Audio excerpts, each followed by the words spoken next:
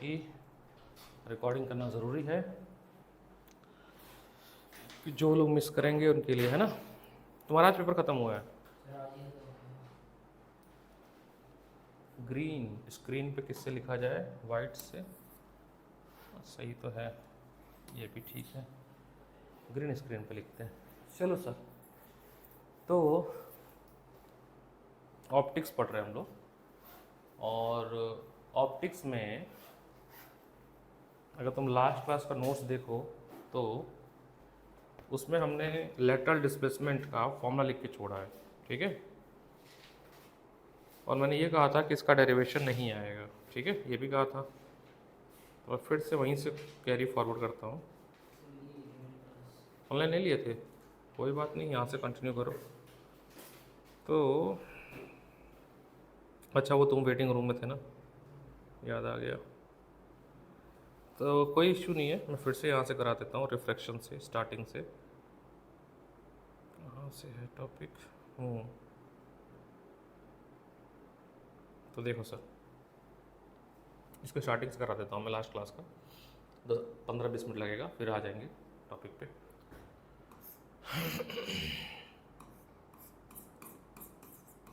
अब देखो क्या होता है, मैं तुमको बताता हूँ जूम क्लास की ड्रॉबैक।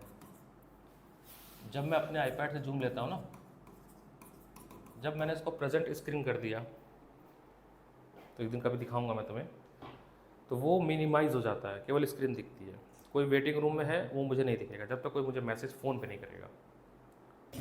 अगर 3 बजे क्लास चालू हो रही है तो मैं 10 मिनट तक वेट करता हूँ, 10 मिनट तक मैं स्क्रीन प्रेजेंट नहीं करता हूँ, 10 से 5 मिनट, इतने में सब लोग आ जाएँ, फिर मैं प्रेजेंट करूँ। क्योंकि बार बार मिनिमाइज जब करता हूँ तो एक तो जो पढ़ा रहा हूँ वो भूल जाता हूँ सीक्वेंस। और यही हुआ, तुम शायद लेट आए थे, एग्जैक्ट टाइम पर नहीं आए थे, शायद 20 मिनट लेट थे तुम। और वो फिर या तो आओ तो तुरंत मैसेज कर दो कि सर लेट मी इन, तो हो सकता है फ़ोन चेक कर लूँ मैं, है ना। अब फ़ोन भी कभी कभी नहीं चेक होता है, क्योंकि पढ़ा रहा हूँ, अगर मैं कोई क्वेश्चन करा रहा हूँ तो रिसोर्स क्वेश्चन को देख रहा हूँ, दो ही चीज़ को देखता हूँ, फिर फ़ोन साइड में पढ़ा नहीं देखता हूँ, ये भी होता है।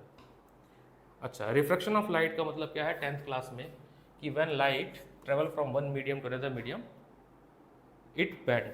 बैंड क्यों होती है? Due to change in speed, है ना।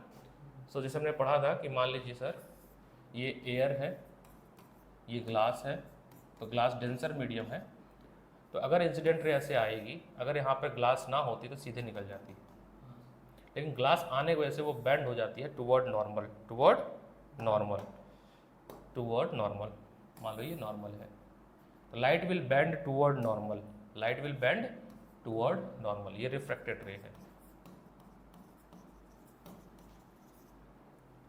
ये इंसिडेंट रे है पहली वाली, मान लेते हैं ए से ओ इंसिडेंट रे है और ओ से बी रिफ्रैक्टेड रे है, ये आपकी इंसिडेंट रे। हाँ हाँ, अरे चलने दो, भी पढ़ने आया, उसको कौन मारे बेचारा, ठीक है, जाने दो, कहीं से आ ही गया होगा, बंद अभी था ना थोड़ा तो। So when light passes through one medium to another medium, light bend or travel obliquely या bend towards normal or away from, दोनों में से कोई भी चीज़ हो सकती है, डिपेंड करेगा किस पे। एक प्रॉपर्टी आती है जिसको बोलते हैं रिफ्रैक्टिव इंडेक्स, किस पे डिपेंड करेगा? Refractive index. तो रिफ्रैक्टिव इंडेक्स क्या चीज़ होती है? Refractive index, refractive index. तो रिफ्रैक्टिव इंडेक्स वो फिजिकल फेनोमेना जो ये बताती है कि लाइट कितना बेंड करेगी, ठीक है, लाइट कितना बेंड करेगी या स्पीड ऑफ लाइट कितना चेंज होगी। तो मान लो ये मीडियम 1 है और ये मीडियम 2 है, इसमें स्पीड है v1, इसमें स्पीड है v2। तो रिफ्रैक्टिव इंडेक्स मैं ऐसे लिख रहा हूँ 1 से 2, इसका मतलब है लाइट मीडियम 1 से 2 में जा रही है, और speed of light in medium 1 upon speed of light in medium 2। एक और चीज़ होती है स्नेल्स लॉ। स्नेल्स लॉ ये कहता है कि sine of angle I, sine of angle I upon sine of angle R should be constant, और ये कांस्टेंट ही आपका रिफ्रैक्टिव इंडेक्स है। क्या है? रिफ्रैक्टिव इंडेक्स है। अगर फर्स्ट मीडियम ऑलवेज एयर है, if first medium is always air, if first medium is always air, if first medium considered always air, उस केस में रिफ्रैक्टिव इंडेक्स को बोलते हैं हम लोग एब्सोल्यूट रिफ्रैक्टिव इंडेक्स। क्या बोलते हैं? Absolute refractive index. सी या यहाँ पे एम लिख देंगे, मतलब any medium, air to medium, तो हो जाएगा C upon V, where V is velocity in a given medium, जिस मीडियम में लाइट जा रही है। ठीक है।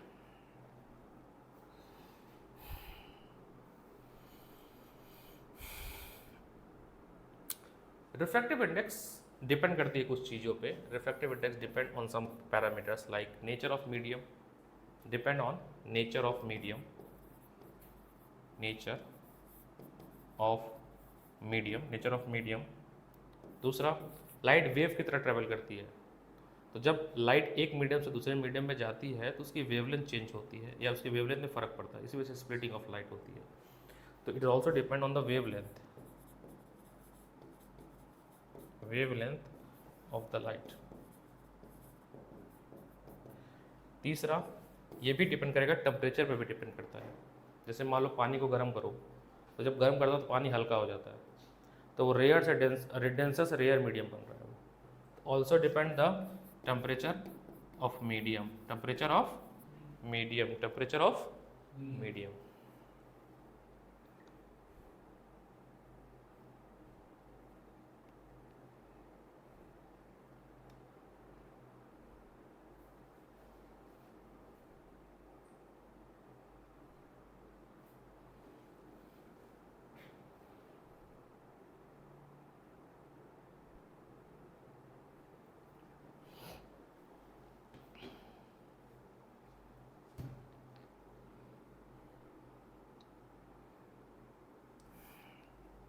एक टॉपिक आता है आपका प्रिंसिपल ऑफ होमोजेनिटी, और उसको हम लोग मैथमेटिकली भी प्रूफ करते हैं। और थ्योरेटिकल कॉन्सेप्ट हमने सीखा था पिछली क्लास में, 10th में। प्रिंसिपल ऑफ रिवर्सिबिलिटी, होमोजेनिटी बोल दिया मैंने, रिवर्सिबिलिटी ऑफ लाइट। ये कहता है कि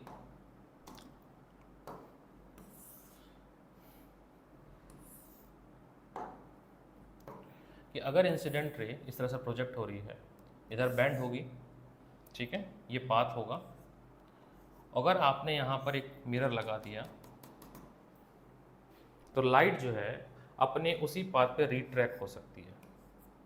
सेम, यानी पहले जब आई तो ये एंगल ऑफ इंसिडेंट था और एंगल ऑफ रिफ्लेक्शन था। सेकंड केस में, ओ पुलिस आई, सेकंड केस में मजाक में आ जाएगी। तो सेकंड केस में जैसे पहला पाथ था आपका ए से ओ, ओ से बी, सेकंड केस में ऐसा हो सकता है कि बी से ओ और ओ से ए। इसको तो बोलते हैं प्रिंसिपल ऑफ रिवर्सिबिलिटी। क्या बोलते हैं? लेकिन इसको आपको रिफ्रैक्टिव इंडेक्स की मदद से प्रूफ करना है। क्या करना है? प्रूफ करना है। क्या प्रूफ करना है? क्या साबित करनी है? साबित ये करना है कि मान लीजिए मीडियम 1 है, let's say this is medium 1, ये मीडियम 1 है और ये मीडियम 2 है। तो जब रिफ्रैक्टिव इंडेक्स निकलते हैं 1 to 2, यानी medium refractive index of 2 with respect to 1, तो ये आपका हो जाएगा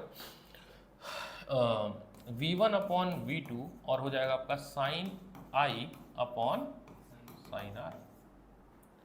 हमें ये भी साबित करना है कि अगर हम μ2 लिखें, मतलब आप अब 2 से जा रहे हैं ना, सेकंड केस में क्या है 2 से 1 जा रहे थे सेकंड केस में, तो फिर आपको स्पीड इसकी लेनी पड़ेगी। तो ये हो जाएगा आपका V2 अपॉन V1 और ये हो जाएगा आपका sine R upon sine I। और यहाँ पे जो R है वो R is incident angle, R is incident, मतलब जब इधर से जाओगे तो ये कैसा बिहेव करेगा? एंगल ऑफ इंसिडेंट की तरह, और ये कैसा बिहेव करेगा? एंगल ऑफ रिफ्रैक्शन की तरह। इस बात को हमें मैथमेटिकली साबित करना है और ये साबित भी करना है कि दोनों जो रिफ्रैक्टिव इंडेक्स है ये एक दूसरे के रेसिप्रोकल हैं। क्या है? रेसिप्रोकल हैं, और इनका जो प्रोडक्ट होगा वो 1 होगा। छोटा सा प्रूफ है, ये बात हमें साबित करना है। 10th क्लास में हम लोग ये बस यूज़ कर लेते थे, हम लोग प्रूफ नहीं करते थे, बट यहाँ पर हम इस बात को साबित करेंगे। ब्लैक वाला सही है।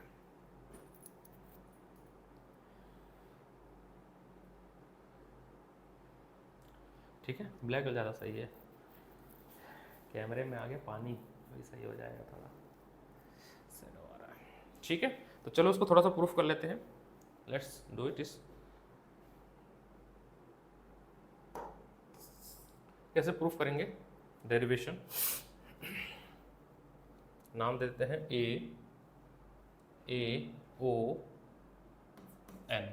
तो एंगल AON आपका एंगल ऑफ इंसिडेंट है, एंगल ऑफ इंसिडेंट है। दूसरा CO, इसको एन डैश लिख देते हैं, एन डैश, ये आपका एंगल ऑफ रिफ्रैक्शन है। क्या है? तो अगर हम यहाँ पे स्नेल्स लॉ यूज करेंगे तो sin I upon sin R लिखना है। मतलब हमारा जो लाइट है वो ट्रेवल कर रहा है from medium 1 to 2, from medium 1 to 2। So light travels from medium 1 to medium 2, medium 1 से मीडियम 2 में लाइट ट्रैवल कर रहा है। ठीक, लाइट तो नहीं जा रही बाहर।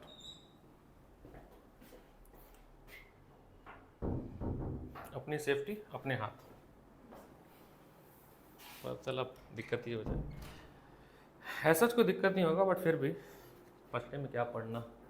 ठीक है, light travel from medium 1 to medium 2। दूसरा सेकंड केस, अब लाइट कहाँ जा रही है? नाउ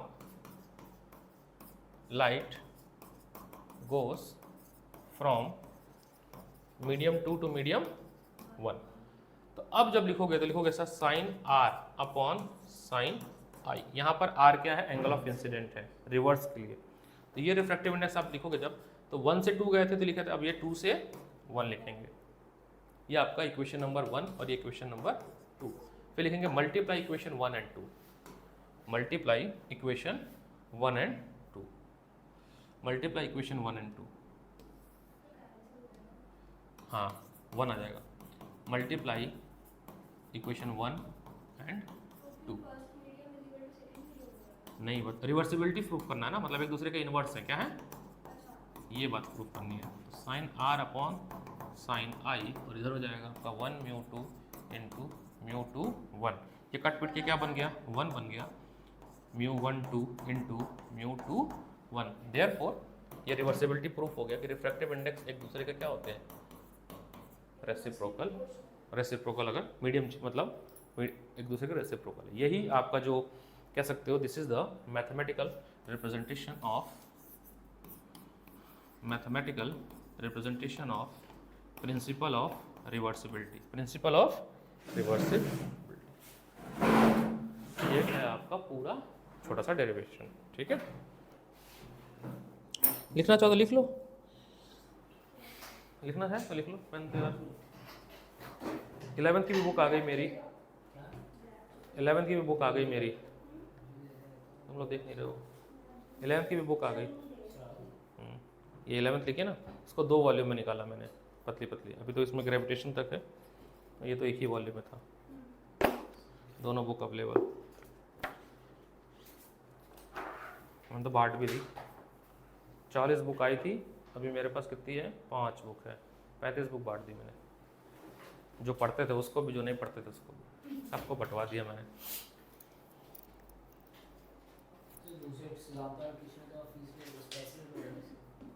नहीं, ये फ्री में बांटी जा रही है, और इसका जो एक्सपेंस है वो पूरा सिद्धांता जो है बियर कर रहा है।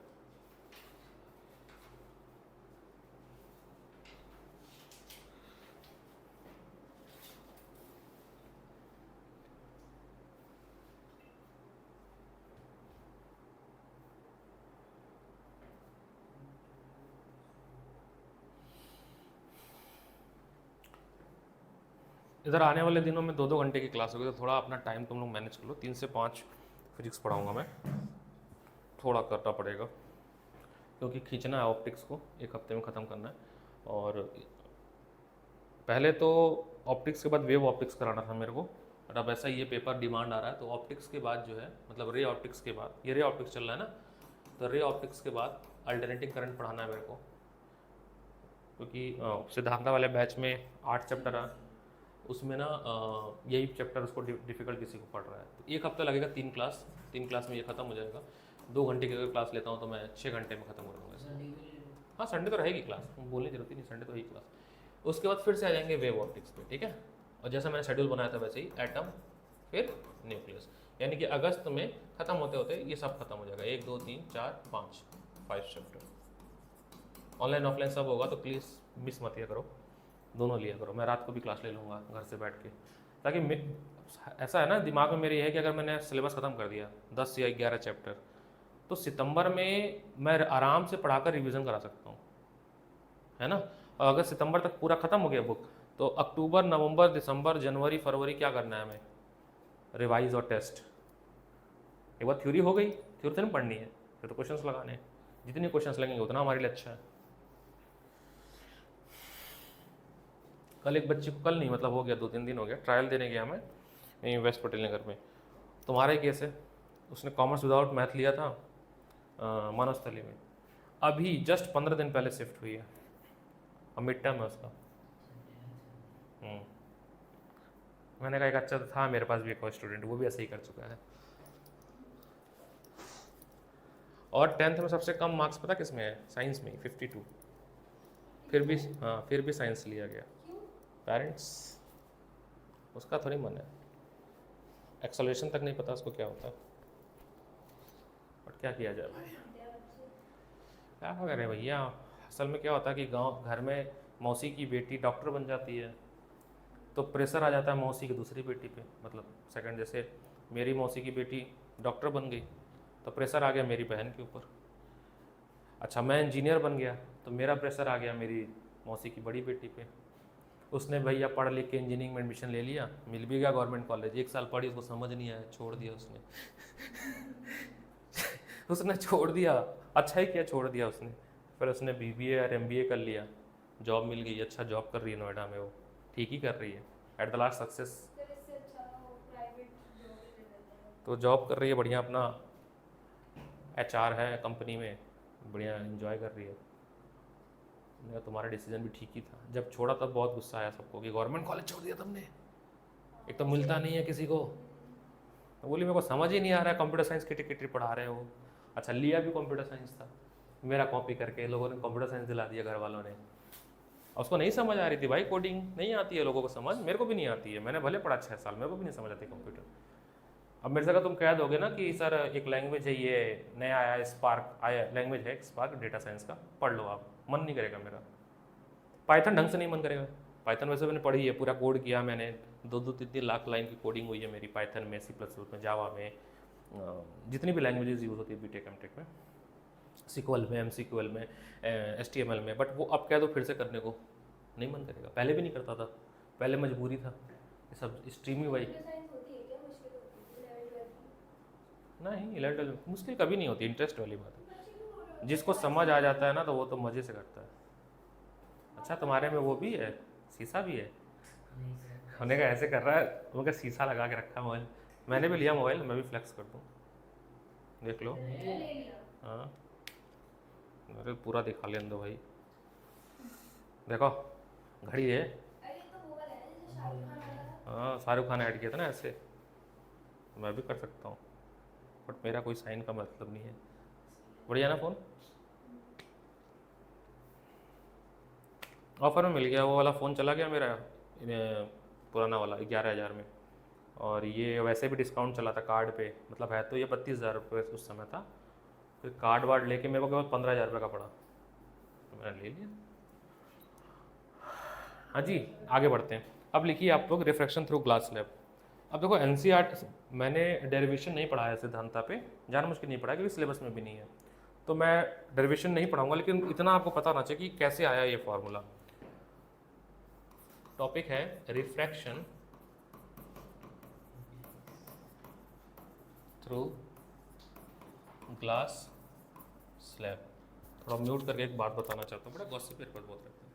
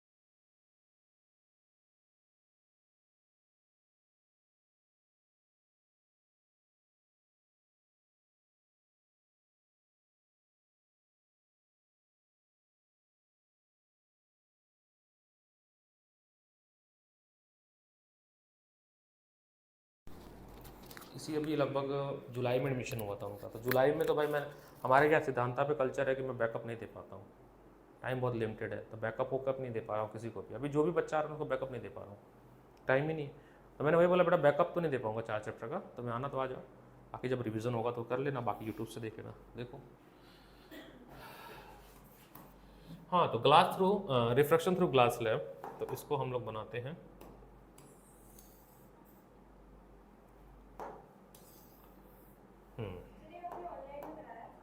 कराया था, ये भाई साहब नहीं थे ना,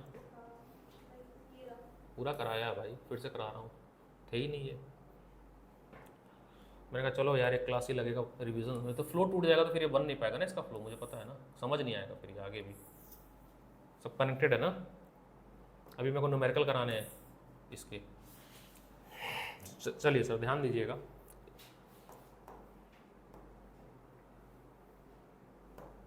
अगर ये बैंड ना होता तो ऐसे लाइट निकलती ना इंसिडेंट रे, अगर ये बैंडिंग ना होती तो इंसिडेंट रे ऐसे रेड वाले पाथ को फॉलो करती, ठीक है। सो ए बी सी डी, बड़ा ध्यान से समझिएगा।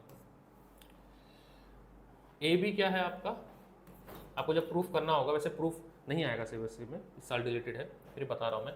ए बी क्या है आपका, इंसिडेंट रे है। बी सी क्या है आपका, रिफ्रैक्टेड रे है। और सी डी क्या है आपका, इमर्जेंट रे। देखो टॉपिक तो 10th वाले ही हैं, बट अभी जब क्वेश्चंस करेंगे तो 12th वाले हैं। कॉन्सेप्ट बहुत इजी है, इसलिए चैप्टर आसान है, और कोई बात नहीं है, चैप्टर बहुत आसान है। आसान नहीं है बताओ।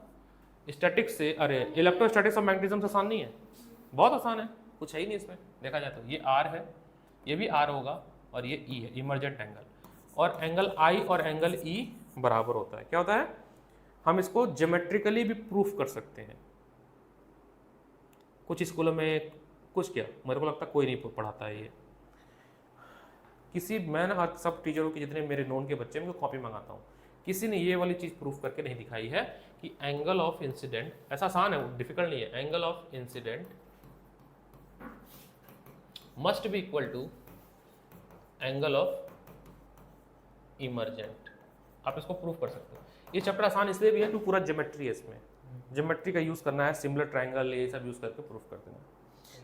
हाँ, यही सब यूज़ करना है। तो ये इसको निकालते हैं यार, कवर करना है इसको। अगर हम प्रूफ करना चाहें तो देखिए कैसे प्रूफ करेंगे।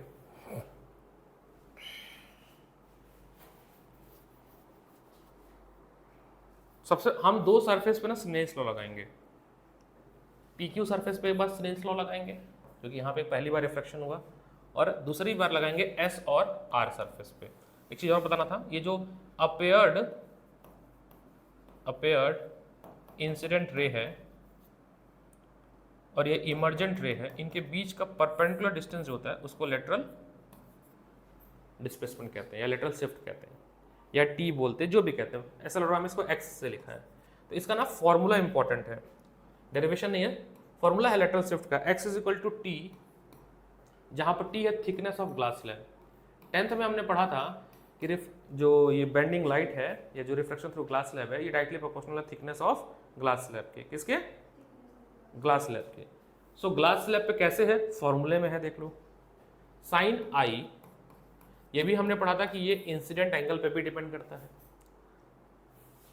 1 minus cos I upon mu square minus sine square I 1/2, ये पूरा फॉर्मूला है लेटरल शिफ्ट का। किसका? लेटरल शिफ्ट का। ठीक है, according to new syllabus only formula is required, derivation is not required.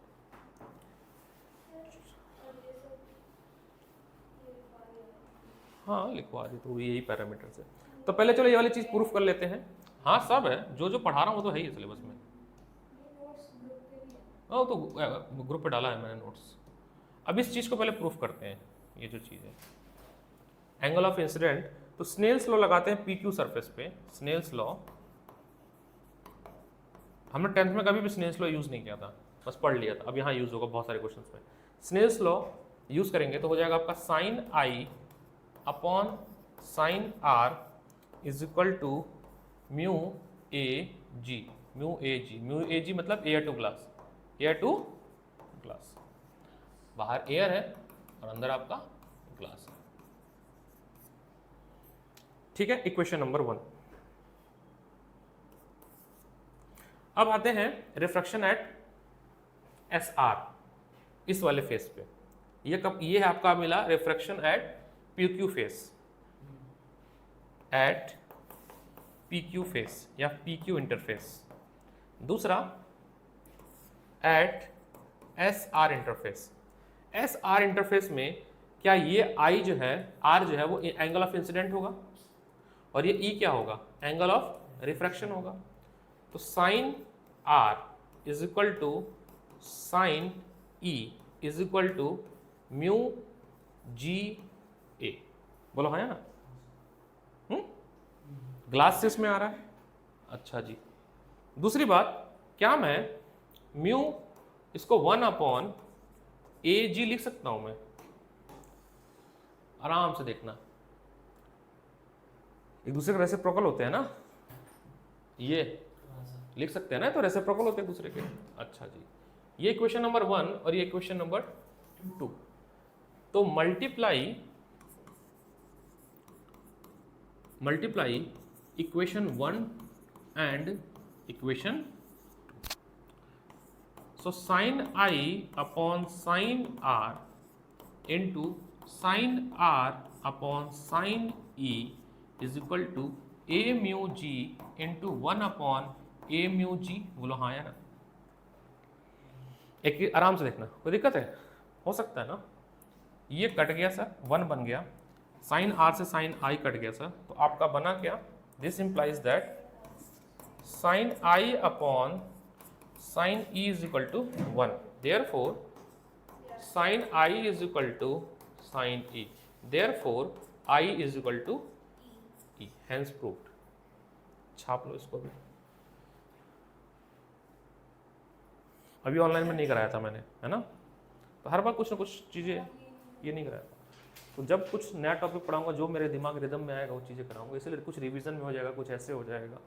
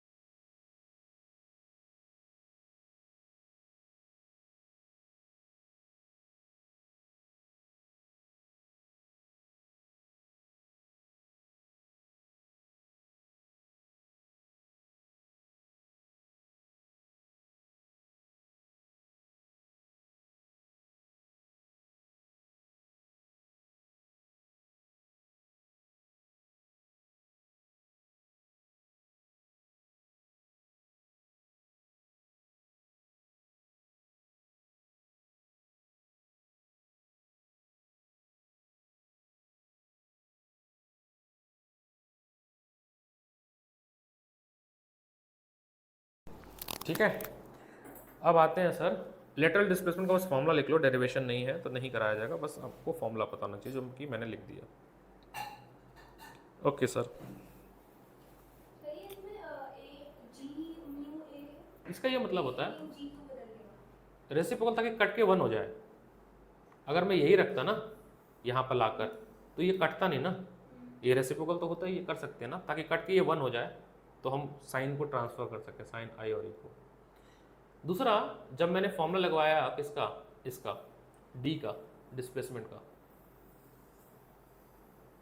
तो अगर मैं यहां पर थीटा 90 डिग्री रख दूं, लेट्स सी, नेक्स्ट पेज ले लेते हैं।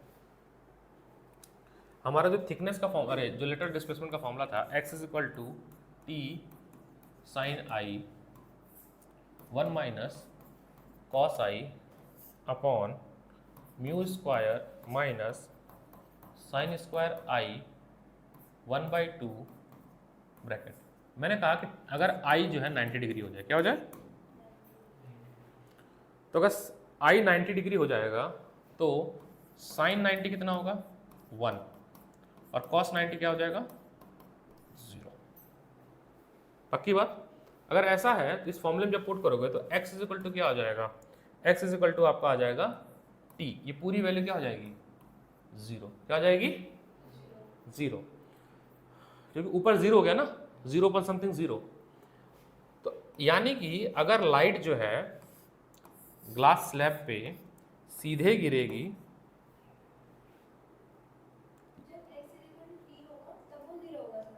नहीं मैं कह रहा हूं कि I 90 डिग्री है, I 90 का मतलब इंसिडेंट एंगल कितना बना रहा हूं मैं 90 डिग्री, नॉर्मल के साथ, किसके साथ, नॉर्मल के साथ, ये नॉर्मल है, ये नॉर्मल है, तो नॉर्मल के साथ 90 डिग्री कब बनेगी, जब इंसिडेंट रे इस तरह से आएगी, ये I है ना, इंसिडेंट रे, ये एंगल ऑफ I 90 डिग्री है।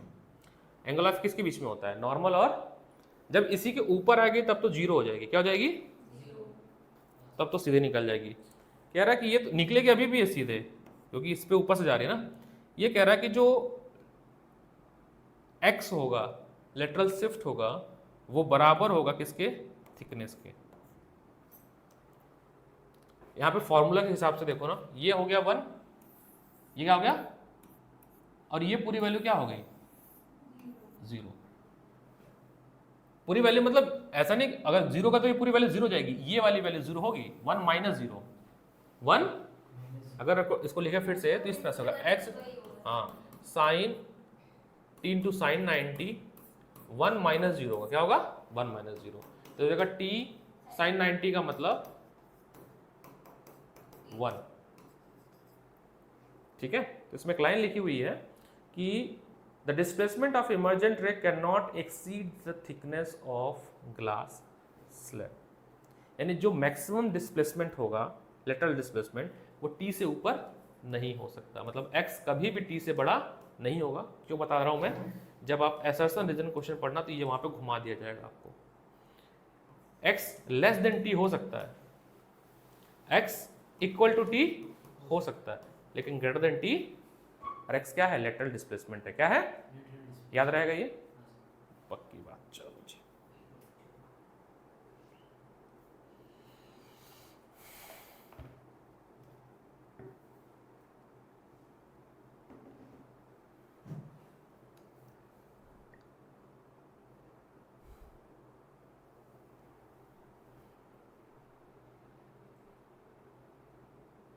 देखो विकास सर का मैसेज आया तो मैंने मैसेज ही नहीं देखा, ऐसे ही होता है कोई मैसेज, क्योंकि मैं पढ़ा रहा हूँ तो फ़ोन नहीं ध्यान दे पाता हूँ।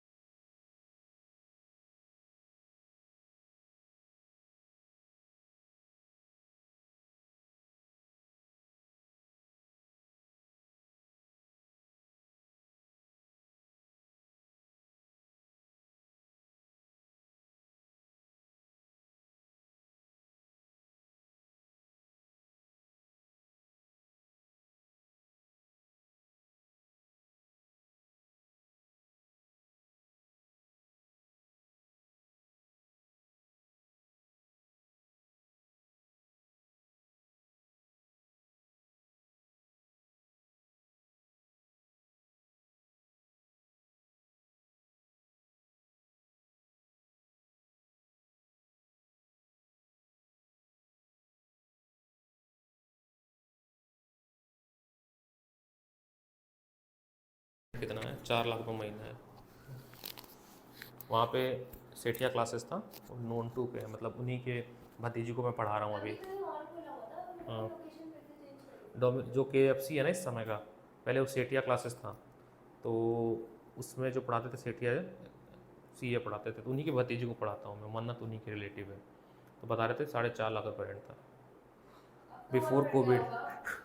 बिफोर कोविड की बात है, तो बच्चे भी बहुत थे उनके पास। तो फॉर्मूला होता है, मैं फॉर्मूला देता हूँ, D is equal to T 1 minus 1 upon mu. अभी बताता हूँ क्या D है क्या T है।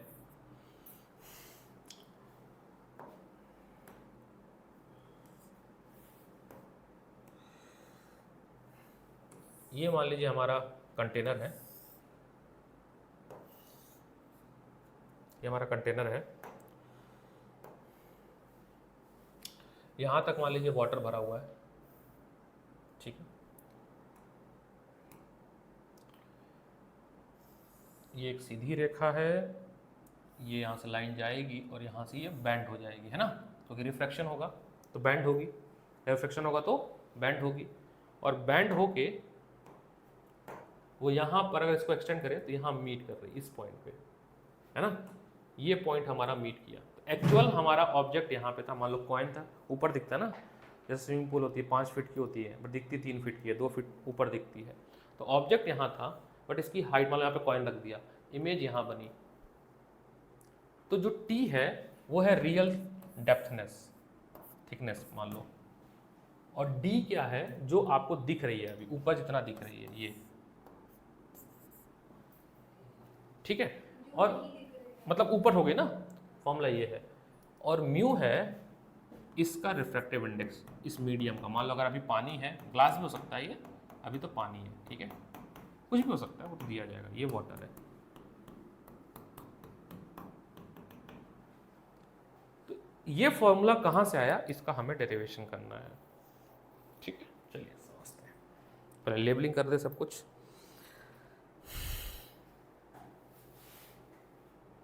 तो थोड़ा सा D करेक्ट कर लेना, D ये नहीं माना जाएगा, अपरेंट डेप्थ है, ऊपर से लिया गया है, ठीक है, थोड़ा सा करेक्शन है, अपरेंट डेप्थ ये है D, ठीक है, अपरेंट डेप्थ। D क्या है, अपरेंट डेप्थ, यहाँ पे लिख लेता हूँ मैं, अपरेंट डेप्थ। तो चलिए सर समझते हैं कैसे होगा, बनाते हैं सारी लेबलिंग इसकी। यहाँ से एक नॉर्मल बनाते हैं, दिस इज नॉर्मल,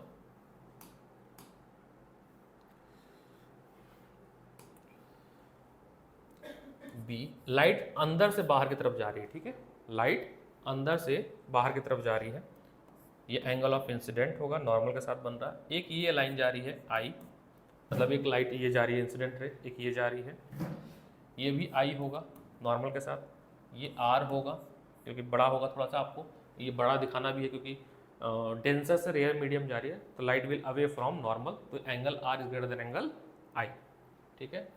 ये C, A, यहाँ पे मान लेते हैं D बोला, D ह्यूमन आई तक जा रहा है, I, सारी लेबलिंग हो गई। हाँ, तो अब देखिए सर कैसे करेंगे, स्नेल्स लॉ से ही प्रूफ करेंगे इस बात को। तो mu water to air, light कैसे जा रही है, पानी से हवा में जा रही है, mu water to air, light going from water to air, water to, पानी से हवा में जा रही है, तो ऐसे तो लिखेंगे रिफ्रैक्टिव इंडेक्स। तो ये होगा Snell's law, sine of incident, sine of incident upon sine of refraction, sine of refraction. अब थोड़ा ध्यान से और देखेंगे, आई जो है, एंगल आई है आपका AOB,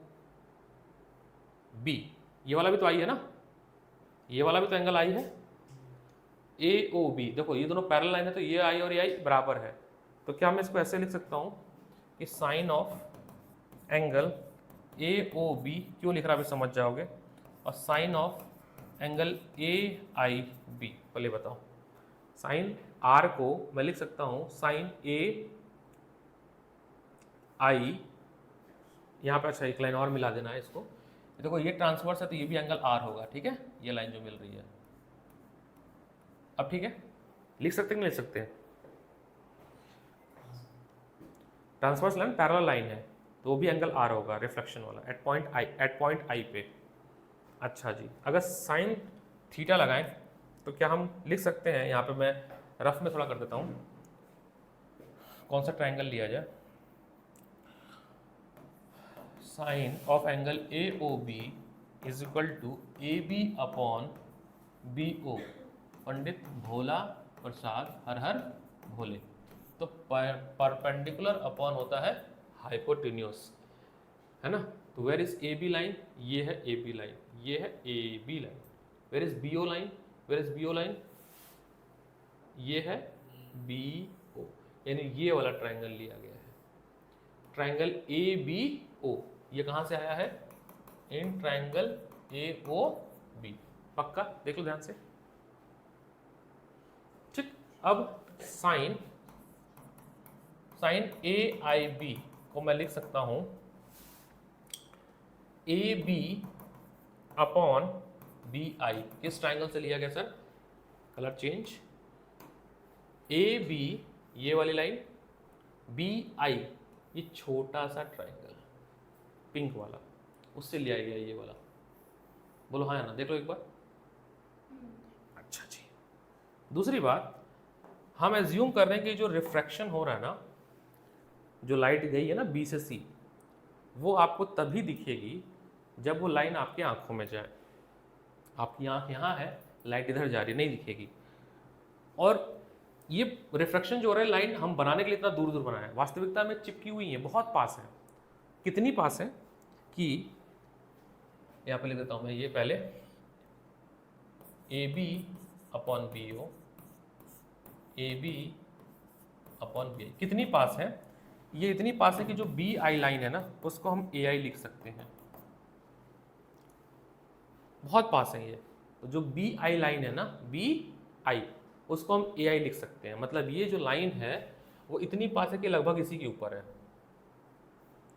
वो देखने को हमने दूर दूर बनाया ना, लाइट बहुत पास पास होती हैं, इतनी पास पास है कि हम उसको इमेजिन कर सकते हैं। उनके बीच में डिग्री 1 डिग्री छोड़ो, 1 डिग्री के 60 मिनट होते हैं, 60 मिनट के 60 सेकंड होते हैं, उस सेकंड से भी छोटी होती है, इतना पास होती है।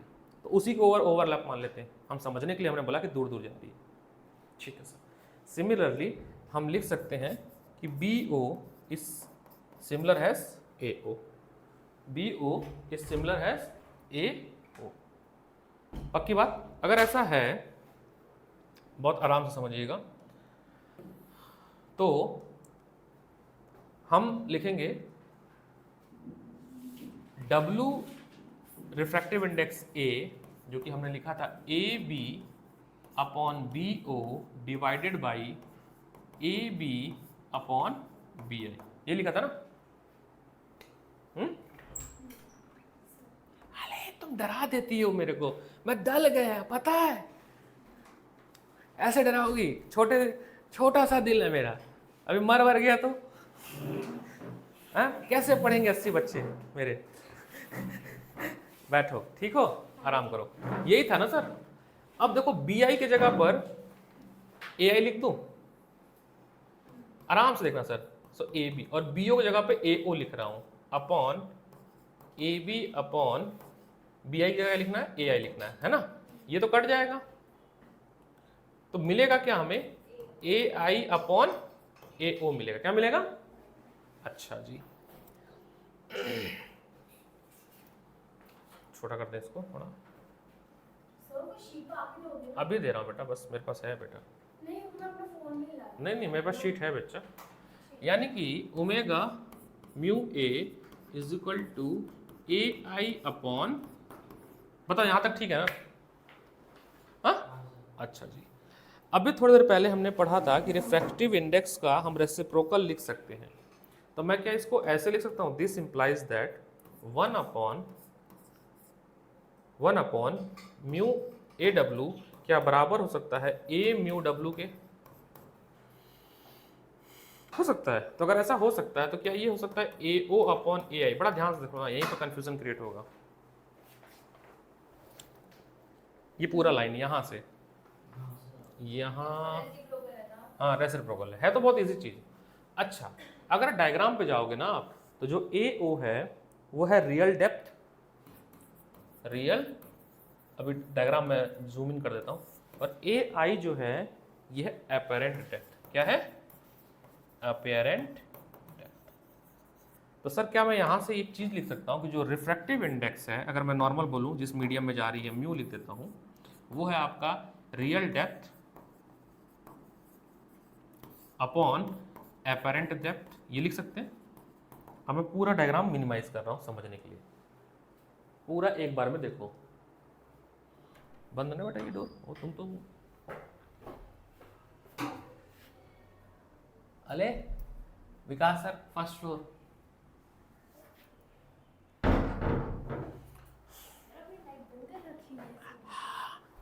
और क्या समझते नहीं आता।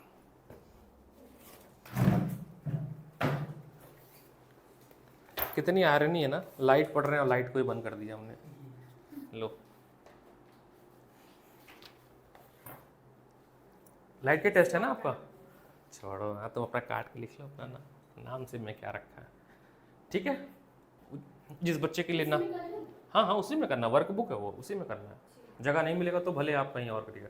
अच्छा ये ठीक है ना सर, कोई दिक्कत है? दूसरा जो नॉर्मल शिफ्ट होता है, अगर मैं बोलूँगा कितना शिफ्ट हो गया है, अगर मुझे नॉर्मल शिफ्ट कितना शिफ्ट हुआ, तो आप यही बोलोगे ना सर टोटल माइनस, है ना। अब यही करोगे ना कि आप बोलोगे सर रियल डेप्थ में से आप अपेरेंट डेप्थ को माइनस कर दो, तो आपको पता चल जाएगा कि कितना ऊपर शिफ्ट हुआ है ना। पहले डायग्राम मैंने सही लिखा था, पता जो डी बनाया था ना, चलो इसको D1 लिख लेते हैं। डी पहले डी लिखा था ना मैंने, ये है रियल शिफ्ट, कितना शिफ्ट हुआ है, तो कितना होगा सर, पहले कितना था अब कितना दिख रहा है, यही होगा ना। अच्छा जी, तो रियल डेप्थ है आपका AO और अपेरेंट डेप्थ है AI। पक्की बात है, देखो रियल डेप्थ और अपेरेंट डेप्थ।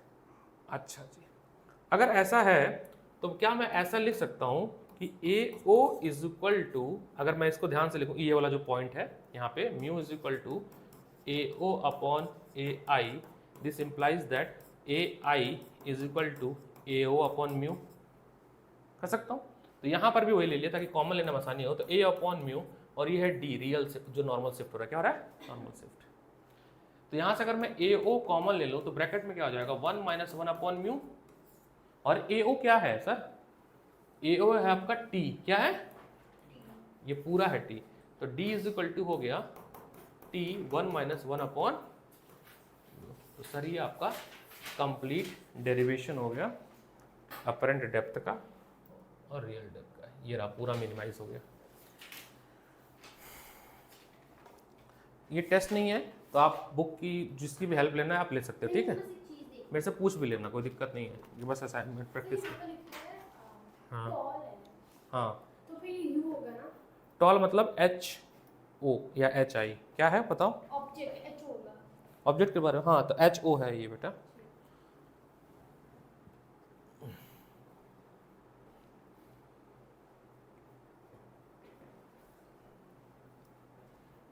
इमेज है यहाँ पर, तो फिर यू होगा, इमेज है तो U होगा। कॉन्केव में है तो ये माइनस में होगा ना, कॉनकेव मिरर में क्या, यू माइनस में होगा, U तो सब में माइनस में होगा, हाँ कॉनकेव में भी होगा, कन्वेक्शन एफ भी माइनस में होगा, F भी माइनस होगा, बिल्कुल सही। एच पॉजिटिव, हाँ HO पॉजिटिव होगा, बिल्कुल सही।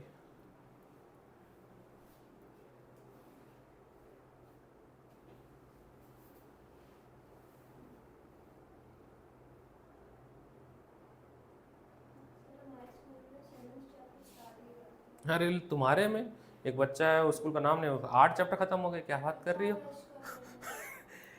एक स्कूल है भरत नाम है उसके स्कूल का नाम, मतलब नहीं पता मुझे, बच्चे का नाम है भरत, अच्छा है पढ़ने में, मतलब वो 98% 10th का बच्चा था, वो अभी भी पढ़ने में अच्छा है। उसका मैं आपको अभी कॉपी चेक करके भेजा हूँ सिद्धांता पे, मैं मार्क्स बताता हूँ। मतलब वहाँ पे ना सिद्धांता में हर सैटरडे टेस्ट होता है, सोचो कितना पंक्चुअलिटी है। मैं नहीं लेता हूँ, अगर उधर से मैनेजमेंट कहती है सर टेस्ट पे परसेंट, हर सैटरडे टेस्ट होता है, तो ये लास्ट सैटरडे टेस्ट हुआ है, तो भरत के मार्क्स देखो 32 में से 26 है, मतलब ऐसे ही रहते हैं इसके एवरेज मार्क्स। ठीक है, ये एक और बच्चा है हार्दिक, इसके भी देखो 24 का 32 में से 22। ठीक है, एक बच्चा और होगा, 3 कॉपी चेक करके भेजा मैंने, हार्दिक 26 आता है, 3 कॉपी चेक किया मैंने। उसके में 8 चैप्टर हो गए, खत्म हो चुका है, मतलब अब जो हो रहा है वो रिवीजन हो रहा है उनका, क्योंकि 27 अगस्त से वो है मिड टर्म है। सोचो 8 चैप्टर हर स्कूल में, अगर यूं यूं यूं magnetism 5th chapter and 6th chapter in लोगों ने एक एक क्लास में 1.5 घंटे 2 पीरियड लेके मैम ने खत्म करा के हैंड आउट दे दिया। केवल पीपीटी तो और आसान हो जाता है। लो भाई देखो बच्चों, ऐसे टक टक टक टक बोलो। इसमें HI निकालनी है तो V भी निकालनी पड़ेगी। पहले मेरा फॉर्म लगा लीजिए, पहले मेरा फॉर्म लगा के बी निकाल। हाँ हाँ हाँ सही लिखी हो तुम। हाँ महंगा है वो, BenQ से महंगा आता है वो, और महंगा आता है। और LG सैमसंग बहुत महंगे आते हैं, मतलब स्टार्टिंग अच्छा में ये आता है मैक्स, सब इससे ऊपर आता है BenQ। तो हाँ सब लगभग सेम ही होते हैं, लेकिन फिर भी ड्यूरेबिलिटी की बात करें तो मैक्सअप तो फिर भी उससे तो कम ही है। इससे सस्ता आता है न्यूलाइन का, इससे भी सस्ता आता है। हाँ जी न्यूलाइन का तो सस्ता आता है, अटकता बहुत है वो। न्यूलाइन पे काम किया हूँ, पढ़ाने में मज़ा नहीं आता है न्यूलाइन पे। मतलब ये मोबाइल का जैसे MI है ना रेडमी, वैसे डिजिटल बोर्ड का ये है रेडमी है। हर घर रेडमी है, ऐसा कोई घर नहीं हो जिस घर में MI फ़ोन ना हो। अपने नहीं यूज़ कर रहे हो तो किसी और को दे दे रहे हो, है ना। अब जैसे रियलमी और रेडमी हो गए हर घर में, मेरा ये दूसरा फ़ोन है रियलमी का, मेरे घर में सबके पास रियलमी है, क्योंकि ये तो सस्ता भी रहता है, बढ़िया भी रहता है, ड्यूरेबल भी, सर्विस सेंटर भी अच्छा है, वैसे ही ये है। अब आते हैं सर अगला जो है टॉपिक है टोटल इंटरनल रिफ्लेक्शन। उसमें क्रिटिकल एंगल पढ़ना होता है हमें। Total internal reflection, optics wave optics, अरे ऑप्टिकल फाइबर इसी पे काम करता है। टोटल इंटरनल रिफ्लेक्शन, हाँ 10th में भी था, ह्यूमन आई। मान लीजिए ये हमारा अच्छा टोटल इंटरनल रिफ्लेक्शन हमें तभी होगा जब लाइट डेंसर से रेयर मीडियम में जाएगी। ये कंडीशन है पहला, 2-3 कंडीशन है, पहला कंडीशन ये है। लेंस में F भूल गया, ऐसे बनेगा, डायग्राम बना के देख लेते हैं। ये हुआ ना, तो ये कौन नहीं, ये कॉनकेव है बेटा। लेंस पूछ रही हो कि मिरर पूछ? हाँ तो ये कॉनकेव लेंस है। आपने तो इधर वो दिखाया हुआ है। ये है आपका कॉनकेव लेंस, और ये वाला जो है ना ये है कॉन्वेक्स। दिखाओ कॉपी, देखो देखो गलत तो नहीं है बेटे, कॉन्वेक्स है, तुम काट दियो, ये कॉन्वेक्स है, ये कॉनकेव है, कहीं और देख लो। इसको कोई करेक्ट कर लो इसको पहले, तो यहाँ पे ये काटो, ये सही था पहले, ये कॉन्वेक्स है, ये कॉन्वेक्स। इसमें देखो लिखा मैंने F नेगेटिव HI पॉजिटिव, ये साइन कन्वेंशन लिखा हुआ है। हाँ साइन कन्वेंशन देख लो एक बार, लिख लो, है ना। हाँ जी, अब कंडीशन ये है कि light should go from denser to, एक केस हो सकता है कैसे लाइट गई यहाँ पर और ऐसे बेंट हो गई, ठीक है, और ये आपका एंगल ऑफ इंसिडेंट है। थोड़ा और इसको कम करेंगे तो एक केस होगा ऐसे लाइट जाएगी और ऐसे चली जाएगी। जैसे सिचुएशन में रिफ्रैक्टेड रे पैरेलल हो गई, जैसे ही जिस एंगल पे reflected ray parallel to surface हो गई, वो एंगल क्रिटिकल एंगल होता है। तो हर मीडियम का अपना अपना क्रिटिकल एंगल है। थोड़ा और कम करोगे लाइट, क्रिटिकल एंगल से हल्का सा कम किए तुम इंसिडेंट, तो अब लाइट जो है इसी मीडियम में वापस आ जाएगी, बाहर नहीं जाएगी। ये टोटल इंटरनल। अब टोटल इंटरनल रिफ्लेक्शन होने से क्या होता है, एक तो लॉस ऑफ एनर्जी कम होता है ना, लॉस ऑफ एनर्जी कम होता है। और इसका जो फॉर्मूला है सर साइन, ये भी स्नेल्स लॉ से बना है, sine IC is equal to 1/μ, 1/μ, यानी IC कितना होगा, साइन इनवर्स 1/μ होगा, ठीक है। ये बना कहाँ से, ये बना है आपका, जैसे ये मीडियम 2 और ये मीडियम 1 है, तो स्नेल्स लॉ होता है आपका साइन I/sin R। अब देखो लाइट जा रही है अंदर से बाहर, तो ये हुआ ना I और ये हुआ R। दूसरी बात, कंडीशन ये है कि स्नेल्स लॉ, अरे टोटल रिफ्लेक्शन तभी होगा जब आर क्या हो जाए 90 डिग्री हो जाए, तभी होगा ना। तो अगर ऐसा है 2 to 1, तो साइन आर हम 90 लेंगे, तो sine I is equal to mu two 1 sine 90, और साइन 90 क्या होता है 1, क्या होता है साइन 90 होगा, हाँ वो तो आएगा, ये हो जाएगा 1 साइन आई। अब चूंकि 2 से 1, अगर हमें 1, हमें अगर जो लिखना होगा लाइट हमेशा हम, अच्छा कंडीशन ये है कि डेंस से रेयर जा रहा है, बट जो एंगल हमें चाहिए क्रिटिकल एंगल, वो चाहिए क्या कि हम इस पे से फर्स्ट मीडियम से सेकंड मीडियम में कितना आ रहा है, तो इसको हमें क्या करना पड़ेगा रेसिप्रोकल, तो ये हो जाएगा आपका 1 अपॉन म्यू 1 2, 1 अपॉन म्यू 1 2, और ये जो आपका साइन आई है ये बन जाएगा साइन सी, यानी कि क्रिटिकल एंगल बनेगा, क्या बनेगा क्रिटिकल एंगल बनेगा। ये क्रिटिकल एंगल के लिए हाँ, तो नेसेसरी कंडीशन है कि light must travel from optically denser medium to rare medium, the angle of incident in denser medium must be greater than critical angle for two medium,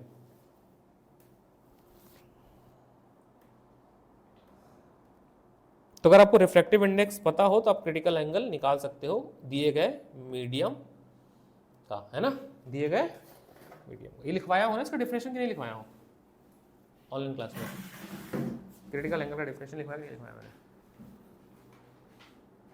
लिखवा देता हूँ अगर नहीं लिखवाया तो यहाँ पे, नहीं लिखवाया, नहीं लिखवाया, नहीं लिखवा देता हूँ, यहाँ से लिखवा देता हूँ।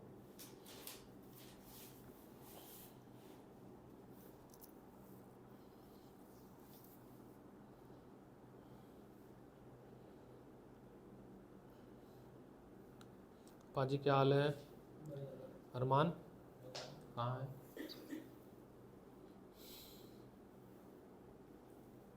टोटल इंटरनल रिफ्लेक्शन में एंगल आर ये वाला होगा या फिर ये वाला? ये होगा इधर वाला, वापस आ गया ना, नहीं नहीं हमेशा नॉर्मल से ही लेते हैं, हाँ कोई भी एंगल मेजर करे, चाहे आर मेजर करे, रिफ्रैक्टेड करें चाहे जो, वो सब नॉर्मल से ही होता है। इनका ऐप क्यों नहीं चल रहा है यार,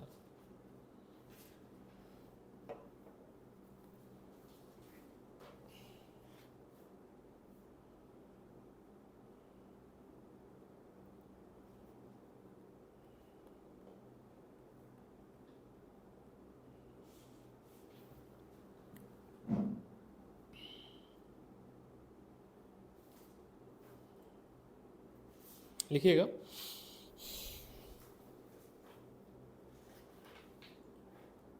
total internal reflection, it is a phenomenon, it is a phenomenon, it is a phenomenon of reflection of light, of reflection of light, of reflection of